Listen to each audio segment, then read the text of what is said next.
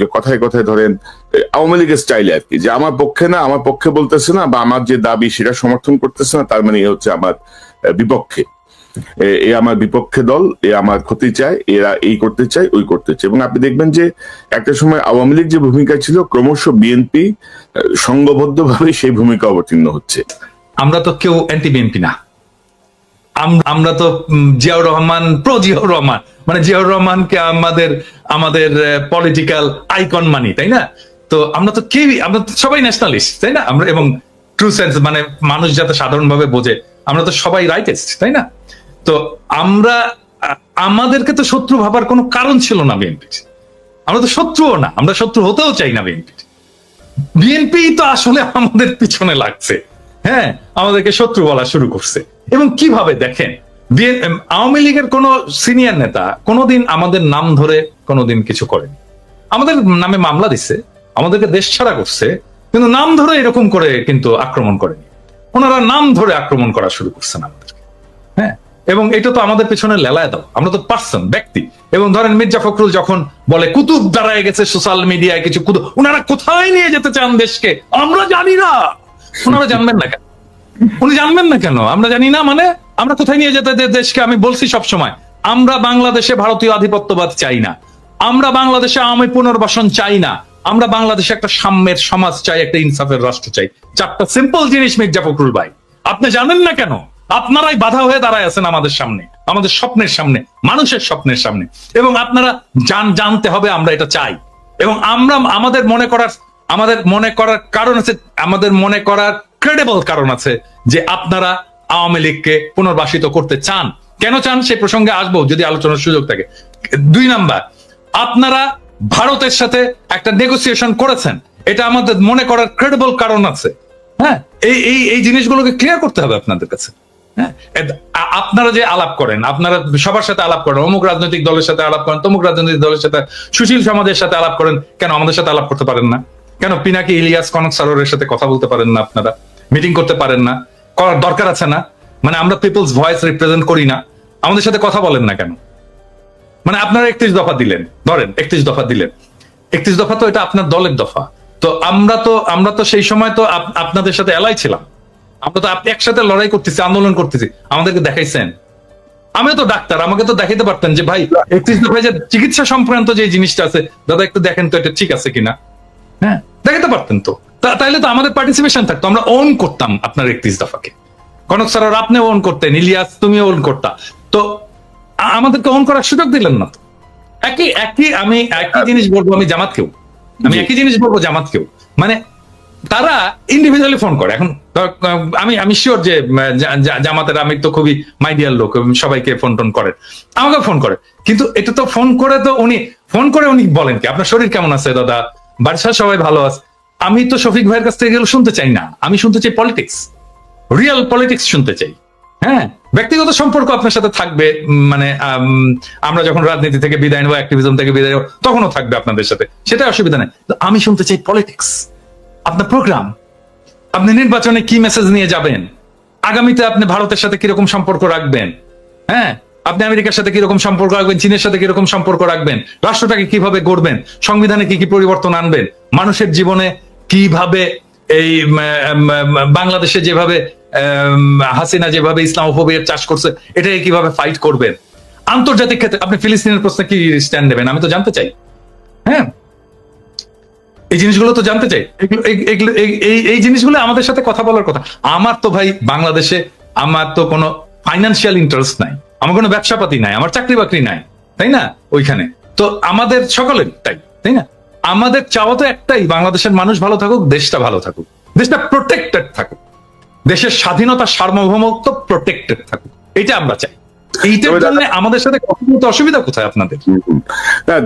না, প্রথম বিষয়টা হচ্ছে যে ডেফিনেটলি আমাদের একটা পলিটিক্যাল গভর্নমেন্ট আসতে হবে, সেটা আসবে, এবং এটা আমাদের সবারই প্রত্যাশা। এবং এটা যেটা কোনো বললেন আপনি যে আগামী নির্বাচনে বিএনপি আসবে, আমরা তো মনে করি বিএনপি সর্ববৃহৎ দল, তারই আসা উচিত, সেটা ঔচিত্যের ব্যাপার আর কি।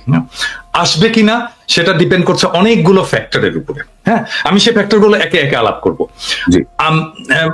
অনেকে বলে যে আমি নাকি নির্বাচন চাই না, মোটেও না।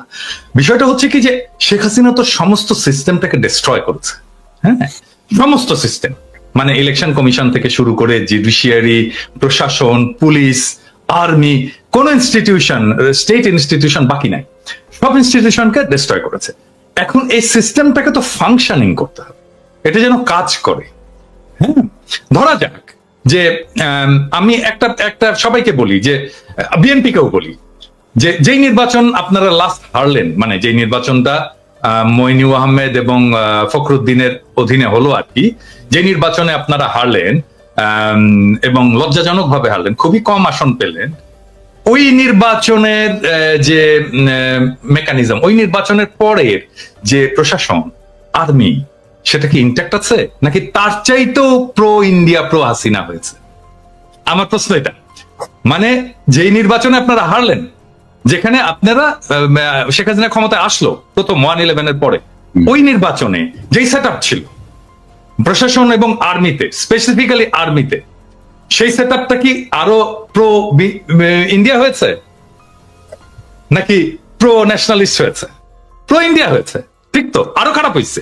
তাহলে আপনি ওই র্যাঙ্ক অ্যান্ড ফাইল এটাকে রেখে আপনাকে কিভাবে হারানো হয়েছে এটা আপনি বলেন। বিএনপি আপনাকে হারানো হয়েছে কিভাবে? খুবই কেয়ারফুলি ডিজাইন করা হয়েছে, কনস্টিটিউশন ডিজাইন করা হয়েছে, এবং এটা বিএনপিরাও স্বীকার করতে বাধ্য হবে। ওই নির্বাচনে কারচুপি হয়েছে, ওই নির্বাচনে এমন ভাবে কারচুপি করা হয়েছে যেন বিএনপি একটা লজ্জাজনক হার হয় বিএনপির। হ্যাঁ, এবং এটা বিএনপিকে স্বীকার করতে হবে। আর স্বীকার যদি না করে তাহলে তো আমাদের বলার কিছু নাই, তাই না? তো ওই সেট আপটা আরো খারাপ হয়েছে, এবং এটা তো আর্মি করছে, ওটা তো আর্মি করছে। তখন তো একটা আর্মি গভর্নমেন্ট, তো মইনু এবং ফখরুদ্দিনের গভর্নমেন্ট তো আর্মি গভর্নমেন্ট। আর্মি এই ইঞ্জিনিয়ারিংটা করছে, ইলেকশন ইঞ্জিনিয়ারিংটা। ওই আর্মিটা আরো খারাপ হয়েছে, ওর ভেতর থেকে ন্যাশনালিস্ট এলিমেন্ট আরো বাইরে চলে গেছে। এখন তো এটা মোরাললেস প্রো, কি বলবো, ইন্ডিয়ান আর্মি। তো এই আর্মি একটা ফেয়ার ইলেকশন দেবে? হ্যাঁ, মানে করতে দেবে? এইটা বিশ্বাস করেন? সম্ভব না, করতে দেবে না। হ্যাঁ, আমরা যদি ফেয়ার ইলেকশন হয়, আমার মনে হয় যে ধরেন এটা বিএনপির এটা বিএনপির জরিপ, ব্রেইন দেখছে তো, আমরা সবাই দেখছি। ব্রেইনের জরিপে ফেয়ার ইলেকশন হইলে, মানে মানুষ বলছে যে আমরা 41% বিএনপি কে ভোট দেবে, অ্যাবসলিউট মেজরিটি হয় বিএনপি। কিন্তু আরো কিছু আছে এখানে। আচ্ছা, আমি বলি, আমি গতকালকে একটা পোস্ট দিছিলাম, গতকাল না পরশুদিন, যে জামাতে ইসলামের ভোট কত। জামাতে ইসলাম 300 আসনে ইলেকশন করছিল এরশাদ পড়ার পরে 91 সালে প্রথম। এখানে ভোট পেয়েছিল তারা 12.3% সম্ভবত। এবং ওই সময় যদি আমরা সমস্ত ইসলামপন্থী দলগুলোর ভোটগুলো দেখি, তাহলে আমরা দেখবো 14%-এর মতো তারা ওই ভোটটা, এবং ওই ভোটটা ভালো ভোট হয়েছিল। হ্যাঁ, এবং 14% কিন্তু একটা খুবই সিগনিফিকেন্ট নাম্বার। এখন অনেকে বলে 2%, 3% জামাতের ভোট, 4% ন। তারা সব আসনে নির্বাচন করেনি, তারা কিছু আসনে নির্বাচন করেছিল, ওইটাকে এক করে আমি ন্যাশনাল গড় করে বলি যে 3%। কিন্তু সবগুলো আসনে যখন করেছে তখন তার প্রায় 12.5%-এর মতো ভোট ছিল। বিএনপির যে জরিপ, এটাতে দেখা গেছে যে জামাতের ভোট আসবে 31%-এর মতো। এখন ধরে ছাত্রদের ভোট ওখানে কত আসবে, দেখেছে 5%-এর মতো ভোট আসবে। তো আমরা যদি অন্য সমস্ত ফোর্স, বিএনপির বাইরে অন্য সমস্ত ফোর্সের একটা যদি লুজ অ্যালায়েন্স হয়, তাহলে বিএনপি একটা খুবই শক্ত প্রতিদ্বন্দ্বিতার মধ্যে পড়বে। এখন বিএনপি যেটা করছে, যে ধরেন এই যে বিএনপির যারা এই অনলাইন অ্যাক্টিভিস্ট আছে তারা, বা অনলাইনে ফেসবুকে যারা লেখালেখি করে তারা গালাগালি করতেছে আমাদেরকে, সেটা আমি গাইড নেই না, কিন্তু তা তো না। মির্জা ফখরুল, মির্জা আব্বাসের মতো সিনিয়র নেতারা, তারা সোশ্যাল মিডিয়ার পিছনে লাগছে এবং কিভাবে আমাদের সাথে পাঙ্গা নেওয়া শুরু করছে। ধরেন এই পাঙ্গাটা যদি নিতে থাকে তারা কন্টিনিউয়াসলি, তাহলে তাদের অবস্থাটা কি হবে? ধরেন সোশ্যাল মিডিয়ায় যারা কাজ করে, হ্যাঁ, যারা কাজ করছে, যারা সোশ্যাল মিডিয়া একটা ইনফ্লুয়েন্স রাখতে পারে, ছোট হোক বড় হোক, অল্প হোক বেশি হোক কম হোক, একটা তো ইনফ্লুয়েন্স আছে, তো যারা রাখতে পারে, তারা যদি পুরোটা, মানে ধরা যাক, আমি এখানে ছাড়াই বলতেছি, কনক, আপনি, আমি, ইলিয়াস, আমি তো এখানে রিফিউজি হয়ে ঢুকছি।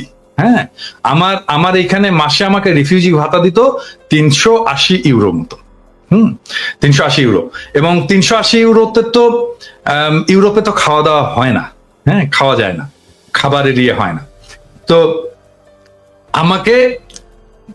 আমাকে করতে হতো যে আমি কিভাবে 380 ইউরোর মধ্যে খাবার আছে, খাবার ছাড়াও তো আরো কিছু চুল কাটতে হয়, তাই না, আমাকে জামা কাপড় কিনতে হয়, এই জিনিসগুলো তো আছে।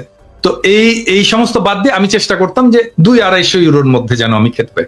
সেটাও কিন্তু সম্ভব হতো না। এবং আমি কি করতাম জানেন, আমি এই যে আমরা যে সবাই জানি যে ডিপার্টমেন্টাল স্টোর গুলোতে, সুপার মার্কেটে নেয়ার এক্সপায়ারি প্রোডাক্ট গুলো খুব কম দামে রাখে আর কি, কম দামে মাংস টাংস সবজি ইত্যাদি রেখে দেয়, একটা স্পেস আছে যেখানে নেয়ার এক্সপায়ারি জিনিসটাকে খুব অল্প দামে পায়। আমি ওই জিনিসগুলো কিনে খাইছি আমি রিফিউজি লাইফে। হ্যাঁ, কেউ কোনোদিন জিজ্ঞেস করেনি যে আপনি কিভাবে আছেন, আপনি কিভাবে চল। আমাদেরকে চাঁদা তোলার যদি ওনার সামর্থ্য থাকে, চাঁদা তুলে উনি শহীদ পরিবারগুলোকে দিক, এখনো তো দিতে হয় আমাকে। মির্জা আব্বাস তো প্রথম থেকে চাঁদাবাজ। ওনার যে সম্পদ, আজকে তো ভিডিও করছে, আমি জানি না দেখছো কিনা, ওনার যে হিস্ট্রি, ওনাকে দেখাতে হবে উনি কিভাবে ব্যাংকের মালিক হইছেন। এই জন্য না যে উনি আমাদের বিরুদ্ধে বলছেন, নো, এটা প্রত্যেককেই দেখাতে হবে। মানে নির্বাচন আসুক, প্রত্যেকে নির্বাচনের যারা prominent candidate, respective of Jamaat, BNP, যে দলই হোক না কেন, সেই দলের, এমনকি এনসিপি, ছাত্রদের দল, প্রত্যেককে দেখাতে হবে যে তুমি যে নির্বাচনের খরচটা করছো, তোমার যে সম্পদ, এই সম্পদের উৎসটা